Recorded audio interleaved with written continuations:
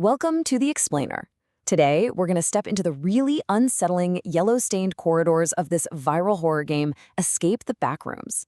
And we're going to experience it through the eyes of a first-time player to really get to the bottom of its terrifying appeal. And that's really the core question, isn't it? The one this gamer asks right at the start. It's the mystery we're going to try and unpack today.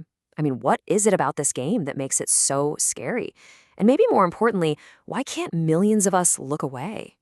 So what exactly are the backrooms? See, the way this experience kicks off, it's not with some monster jumping out at you. No, it starts with the environment. Just this deeply, deeply unsettling place that immediately sets this tone of, dread and total confusion.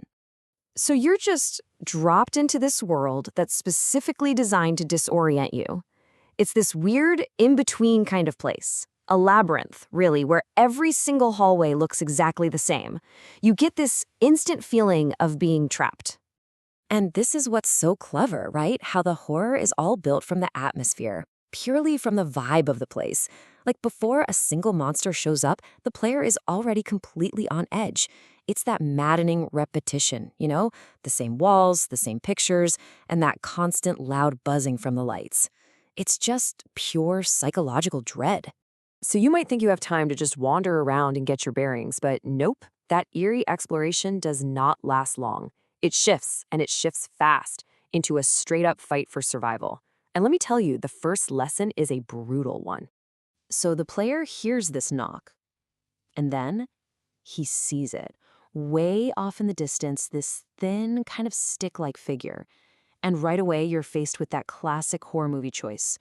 Do I go check it out? Or do I run for my life? And you can just hear it in his voice, right? That total uncertainty. He hesitates just for a second, trying to process what he's even looking at. And that one moment of indecision, that's all it takes. It leads to the first absolutely brutal encounter. And bam! The attack is just sudden. It's brutal. It shows you right away how unforgiving this game is.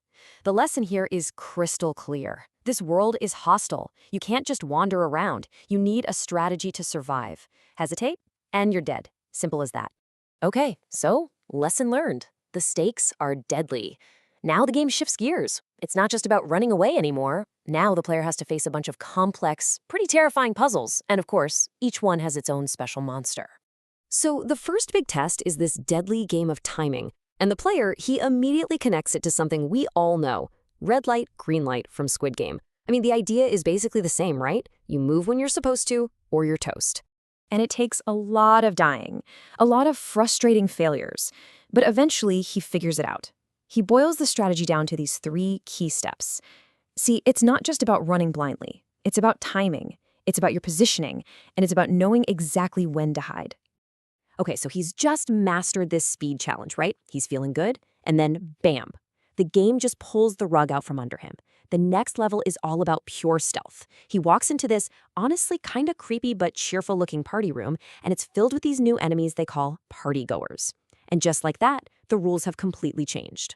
Oh man, you can hear the frustration in his voice as he just dies again and again and again. This level is a masterclass in psychological pressure. You've got the constant tension, the agony of failing over and over, all inside this super confusing, unforgiving maze. One wrong move and you're done.